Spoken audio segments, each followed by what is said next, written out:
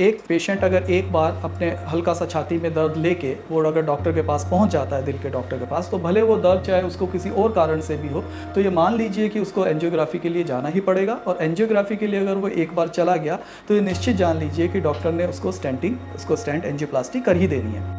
दूसरी चीज़ हमें यह समझना होता है कि जो हृदय की 3 मेन कोरोनरी आर्टरीज हैं, उन कोरोनरी आर्टरीज में क्या मेन में ऑब्स्ट्रक्शन है, मेन ब्रांच में ऑब्स्ट्रक्शन है, या उसकी जो दूसरी अदर ब्रांचेस निकली हुई हैं उनमें है। उससे बहुत फ़र्क पड़ता है कि उस पेशेंट के लिए क्या हमें इस तरह के किसी स्टेंटिंग की छल्ले की ज़रूरत है कि नहीं है। जब ऐसा किसी के लिए स्टेंटिंग कर दी जाती है या ऐसी कोई चीज़ कर दी जाती है, तो ये इस बात का बिल्कुल भी कोई कंफर्मेशन नहीं है कि उसके बाद उस पेशेंट को दिक्कत नहीं होगी। ये भी एक बहुत बड़ा खेल इन चीज़ों में चलता है, और पेशेंट को इतना डरा दिया जाता है कि उसको लगता है कि एलोपैथी में इस छल्ले के अलावा या एलोपैथी दवाई के अलावा इसका कहीं और कोई इलाज ही नहीं है। मैं जो कहने जा रहा हूँ वो मेरे हिसाब से कोई अतिशयोक्ति मुझे नहीं लग रही है कि आयुर्वेद से जितना श्रेष्ठ ट्रीटमेंट हृदय रोगों का मैं नहीं समझता कि इस संसार की किसी भी पैथी में है। नमस्कार दोस्तों, मेरे साथ हैं डॉक्टर अरुण वर्मा जी।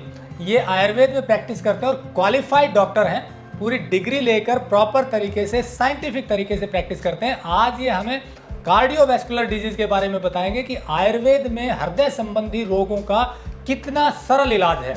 लेकिन आजकल आपको देखने को मिलेगा आसपास की बहुत से लोगों को स्टंट डले हुए हैं, किसी की बाईपास सर्जरी हो जाती, कम उम्र में हार्ट अटैक आ रहे हैं। ऐसे में क्या आयुर्वेदिक तरीके से हृदय संबंधी बीमारियों का इलाज हो सकता है? डॉक्टर साहब का कहना कि बहुत आसान है, लेकिन दिक्कत यह है कि आयुर्वेद को एक्नॉलेज नहीं किया जाता है। अगर कोई ट्रीटमेंट में 100 लोगों को ठीक भी कर दिया तो उसका कोई एक्नॉलेजमेंट नहीं हो पाता, कहीं ये दिखाया नहीं जा सकता। विडंबना यह है कि साइंटिफिक तरीके से उसकी रिसर्च पेपर कम आते हैं। एलोपैथी में कुछ रिजल्ट आते हैं तो रिसर्च पेपर के द्वारा अपने आप को प्रूव करते हैं, लेकिन ये प्रूव्ड है कि आयुर्वेद में भी कार्डियोवैस्कुलर डिजीज का इलाज हो सकता है। डॉक्टर साहब ऐसा कहना, तो चलिए इनसे जानते हैं कि हार्ट संबंधित बीमारियों का क्या इलाज है और कैसे बच सकते हैं। टेक्निकल फार्मिंग चैनल को सब्सक्राइब करें और बेल आइकन भी दबाएं ताकि आगे आने वाले वीडियो की नोटिफिकेशन आपको मिलती रहे। दिल संबंधी बीमारियों का, जिसे अंग्रेजी में कार्डियोवैस्कुलर डिजीज भी कहते हैं, इनके एलोपैथी के इलाज और आयुर्वेद के इलाज में क्या अंतर है, इसकी साइंटिफिक जानकारी देंगे डॉक्टर अरुण वर्मा। उत्तर प्रदेश में मेरठ के रहने वाले डॉक्टर अरुण वर्मा आयुर्वेदिक तरीके से बहुत सी बीमारियों का सफल इलाज करते हैं। इनका कहना है कि लोगों में डर होने के कारण एलोपैथी में लाखों रुपया खर्च करना पड़ता है। यह आज साइंटिफिक तरीके से एलोपैथी के इलाज और आयुर्वेद के इलाज का पूरा सच बताएंगे। मेरे पास जितने भी पेशेंट्स आते हैं, शायद ही किसी पेशेंट का घर या परिवार में कोई ऐसा सदस्य हो जिसको हार्ट की प्रॉब्लम ना हो। और मेरे देखने में अक्सर ऐसा आता है कि एक पेशेंट अगर एक बार अपने हल्का सा छाती में दर्द लेके वो अगर डॉक्टर के पास पहुंच जाता है, दिल के डॉक्टर के पास, तो भले वो दर्द चाहे उसको किसी और कारण से भी हो, तो ये मान लीजिए कि उसको एंजियोग्राफी के लिए जाना ही पड़ेगा। और एंजियोग्राफी के लिए अगर वो एक बार चला गया तो ये निश्चित जान लीजिए कि डॉक्टर ने उसको स्टेंट एंजियोप्लास्टी कर ही देनी है। और उसके पीछे तर्क क्या होते हैं? जब पेशेंट जाता है तो डॉक्टर, मैंने ऐसे पेशेंट देखे हैं कि जिनको डॉक्टर ने बोला कि आपकी जो कोरोनरी आर्टरीज हैं उनमें से क्या कहते हैं 70% ब्लॉक हो गई है या 80% ब्लॉक हो गई है। तो हैरानी होती है, वो सामान्य आदमी ऐसे समझता है कि जैसे कि 70% बंद होने का मतलब है कि बस बहुत थोड़ा सा ही खुला हुआ है मामला। सामान्यतः 70% बंद होने पे तो पेशेंट को कोई ज़्यादा दिक्कत वैसे भी नहीं होती है। दूसरी चीज़ हमें यह समझना होता है कि जो हृदय की 3 मेन कोरोनरी आर्टरीज हैं, उन कोरोनरी आर्टरीज में क्या मेन में ऑब्स्ट्रक्शन है, मेन ब्रांच में ऑब्स्ट्रक्शन है, या उसकी जो दूसरी अदर ब्रांचेस निकली हुई हैं उनमें है। उससे बहुत फ़र्क पड़ता है कि उस पेशेंट के लिए क्या हमें इस तरह के किसी स्टेंटिंग की छल्ले की ज़रूरत है कि नहीं है। प्रॉक्सिमल एरिया में है, डिस्टल एरिया में है, मतलब बहुत सारे ऐसे कारण हैं जिससे हम ये समझेंगे कि क्या उसमें छल्ला डलना चाहिए या नहीं डलना चाहिए। दूसरी चीज़, जब ऐसा किसी के लिए स्टेंटिंग कर दी जाती है या ऐसी कोई चीज़ कर दी जाती है, तो ये इस बात का बिल्कुल भी कोई कंफर्मेशन नहीं है कि उसके बाद उस पेशेंट को दिक्कत नहीं होगी। ये भी एक बहुत बड़ा खेल इन चीज़ों में चलता है, और पेशेंट को इतना डरा दिया जाता है कि उसको लगता है कि एलोपैथी में इस छल्ले के अलावा या एलोपैथी दवाई के अलावा इसका कहीं और कोई इलाज ही नहीं है। मैं ऐसा मान के चलता हूँ, और मैं जो कहने जा रहा हूँ वो मेरे हिसाब से कोई अतिशयोक्ति मुझे नहीं लग रही है कि आयुर्वेद से जितना श्रेष्ठ ट्रीटमेंट हृदय रोगों का मैं नहीं समझता कि इस संसार की किसी भी पैथी में है।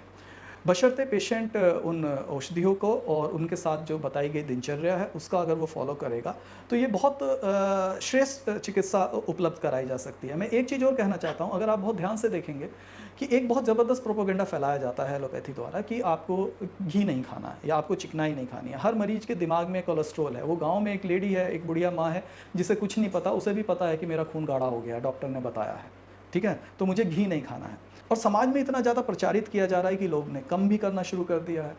तो अगर ऐसा होता तो हम ऐसे देशों की बात करते हैं जिन देशों में चिकनाई नहीं खाई जाती, तो फिर तो उन देशों में हृदय रोगी कम होने चाहिए, परंतु ऐसा हमारे सामने देखने में नहीं आता है। और फिर हमारे यहाँ बहुत ज़्यादा होना चाहिए। जैसे हम अपनी ग्रामीण पृष्ठभूमि में चले जाएं, जैसे मैं पश्चिमी उत्तर प्रदेश का रहने वाला हूँ, तो हमारे यहाँ भाई घी दूध की बहुत ज़्यादा बचपन से ही ऐसा होता है कि डाइट में रहता है, तो यहाँ तो बहुत ज़्यादा होना चाहिए, परंतु ऐसा बिल्कुल ज़रूरी नहीं है। अगर हम कंपैरेटिव स्टडी करते हैं तो ऐसा बिल्कुल ज़रूरी नहीं होता है। एक और मज़ेदार मैं आपको बताना चाहता हूँ कि ये स्टडीज़ हो चुकी हैं कि जिन लोगों का कोलेस्ट्रॉल, जिन लोगों को हार्ट अटैक होता है, उन लोगों में 75% लोगों का कोलेस्ट्रॉल सामान्य होता है। तो कोलेस्ट्रॉल हार्ट अटैक होने के, मैं ऐसा नहीं कहता हूं कि कोलेस्ट्रॉल हार्ट अटैक का कारण नहीं है, बट कोलेस्ट्रॉल हार्ट अटैक होने के बहुत सारे कारणों में से एक कारण है। और हार्ट अटैक की जो मेन है, जिस लाइफस्टाइल डिसऑर्डर कैटेगरी में हम इसको रखते हैं, उसमें मेन है आदमी की मानसिक स्थिति। कि हार्ट अटैक का बहुत ज़्यादा संबंध आदमी के स्ट्रेस लेवल से है। तनाव युक्त जो उसकी दिनचर्या है, उसकी जीवनचर्या है, उसकी वजह से हार्ट अटैक की ज़्यादा संभावनाएं होती हैं। ऐसी स्टडी की गई है कि हम अगर ऐसे समाज को देखें, क्योंकि ये बातें आपके सामने मुझे ऑथेंटिक इसलिए रखनी पड़ेंगी जिससे आपको ये चीज़ें थोड़ी तार्किक लगें। हम ऐसे समाज या ऐसे आदिवासी इलाके कि अगर हम खोजबीन करें या देखें कि जो लोग सिर्फ पशुपालन पे ही रहते हैं तो घी दूध ही ज़्यादा खाते हैं, परंतु वहाँ पे हमें इसकी संभावनाएं बहुत कम मिलती हैं। हार्ट अटैक होने की संभावनाएं तकरीबन ना के बराबर मिलती हैं। तो पहला चीज़ तो ये हमें समझ, इसका मतलब मैं ये नहीं कह रहा हूँ कि आप बहुत ज़्यादा घी खाएं। हाँ, घी खाने के लिए हमें ज़रूरत है कि उसी हिसाब से हम शारीरिक परिश्रम भी करें, और एक उम्र के बाद जब हमारे शरीर में उसकी ऊर्जा की उसकी ज़रूरत कम हो जाए तो उसी हिसाब से हमें उसको कंट्रोल भी करना चाहिए।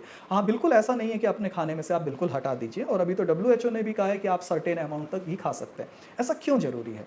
हमारा शरीर के लिए 3 मेन चीज़ें चाहिए: कार्बोहाइड्रेट, प्रोटीन और फैट। अगर हम अपने खाने में से फैट को बिल्कुल हटा देंगे तो हमने अपने शरीर के 3 महत्वपूर्ण हिस्सों में से एक हिस्से को कम कर दिया है। वो जो कम किया गया हिस्सा है वो इटसेल्फ बहुत अलग अलग तरह की व्याधियां पैदा कर देगा। इसलिए आप देखोगे कि अगर आप सिर्फ चिकनाई को अगर पूरी तरह से हम अपने खाने में से हटा दें तो शरीर में और अलग अलग तरह की समस्याएं पैदा होनी शुरू हो जाती हैं। अब आती है कि हम आयुर्वेद से किस तरह चिकित्सा कर सकते हैं। अगर आप ध्यान से देखेंगे तो एलोपैथी डॉक्टर के पास हृदय रोगी की चिकित्सा के लिए क्या आधार है? उन्होंने पेशेंट को वो सिंपल चीज़ें बता रखी हैं जो किसी भी इंसान को एकदम सीधी अपील करती हैं। जैसे उन्होंने कहा कि आपके हृदय की धमनी है, इसके अंदर ना चिकनाई जम गई है, और इसलिए चिकनाई जम गई है तो इसलिए हम आपको इस चिकनाई को बढ़ाने वाले कोलेस्ट्रॉल को हम कम कर देते हैं और खून को पतला करने की दवाई दे देते हैं, जिससे कि आपको इसमें सुविधा रहेगी। बिल्कुल ठीक है। तो क्या ऐसी चीज़ें आयुर्वेद से नहीं की जा सकती? क्या क्यों नहीं की जा सकती हैं? आयुर्वेद में क्षारीय औषधियों का गुण क्या होता है?